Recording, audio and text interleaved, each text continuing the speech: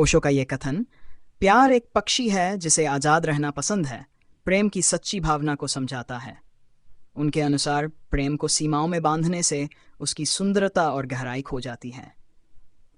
प्रेम को पूरी तरह से अनुभव करने के लिए इसे स्वतंत्रता के जीना आवश्यक है।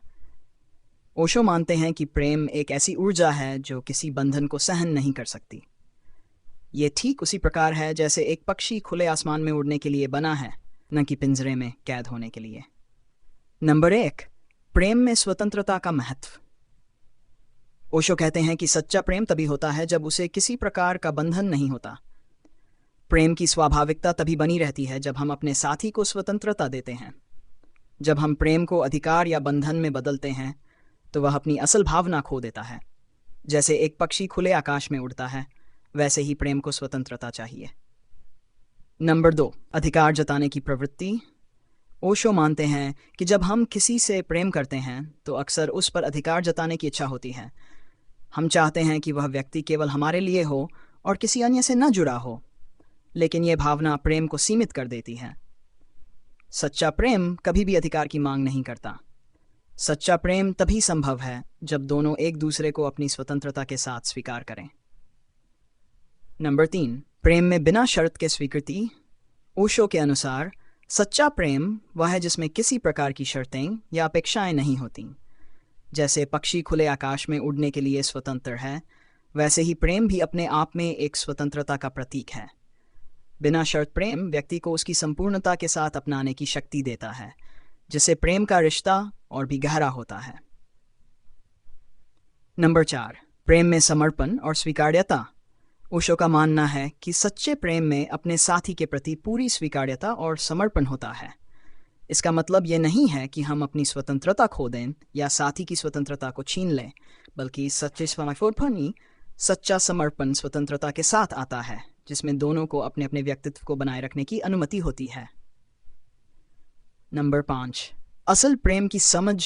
ओशो कहते हैं कि प्रेम को समझने के लिए हमें इसे एक पक्षी की तरह देखना चाहिए। जैसे पक्षी के पास अपनी उड़ान की स्वतंत्रता होती है, वैसे ही प्रेम में भी हर व्यक्ति को अपनी राह चुनने की स्वतंत्रता होनी चाहिए। जब हम अपने साथी को उनकी स्वतंत्रता के साथ स्वीकार करते हैं तो वह प्रेम शुद्ध और गहरा बन जाता है।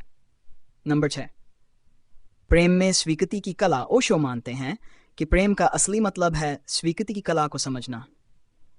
जब हम किसी को उसकी संपूर्णता में स्वीकारते हैं तो हमें उसकी सभी अच्छाइयों और खामियों को भी अपनाना पड़ता है। यह स्वीकृति प्रेम को एक नई ऊंचाई पर ले जाती है और इसे मजबूत और शाश्वत बनाती है। नंबर 7, प्रेम में बंधनों से मुक्ति। ओशो के अनुसार प्रेम में किसी भी प्रकार का बंधन नहीं होना चाहिए। प्रेम का असली आनंद तभी है जब दोनों साथी एक दूसरे को उनकी स्वतंत्रता के साथ अपनाते हैं। अगर प्रेम को बंधनों में बांध दिया जाए तो वह अपने प्राकृतिक स्वरूप को खो देता है। प्रेम में आज़ादी का होना जरूरी है, तभी वह परिपक्व और सच्चा हो सकता है। नंबर 8, व्यक्तिगत विकास और प्रेम। ओशो का मानना है कि प्रेम का असली मकसद है दोनों के व्यक्तिगत विकास में सहायक बनना। जब हम प्रेम में होते हैं तो हमें अपने साथी को अपने साथ बढ़ने और अपनी स्वतंत्रता के साथ विकसित होने का अवसर देना चाहिए। यह स्वतंत्रता ही प्रेम को पनपने का अवसर देती है और इसे सजीव और खूबसूरत बनाती है। नंबर 9, प्रेम में संतुलन का महत्व। ओशो कहते हैं कि प्रेम में संतुलन होना जरूरी है।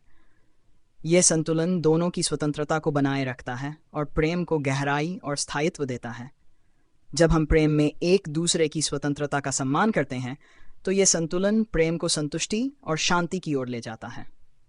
नंबर 10, प्रेम की गहराई और उसकी स्वाभाविकता। ओशो के अनुसार प्रेम की असली गहराई तब होती है जब हम इसे स्वाभाविक रूप से जीते हैं। प्रेम को किसी भी तरह की शर्तों और सीमाओं में नहीं बांधा जाना चाहिए। जैसे एक पक्षी अपने पंखों को फैलाकर उड़ता है, वैसे ही प्रेम को भी अपनी स्वाभाविकता के साथ पनपने देना चाहिए।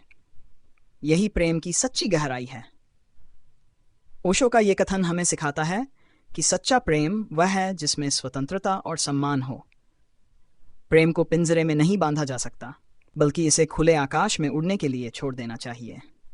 जब हम प्रेम को उसकी आज़ादी के साथ स्वीकार करते हैं तो वह सच्चा, गहरा और अनमोल बन जाता है।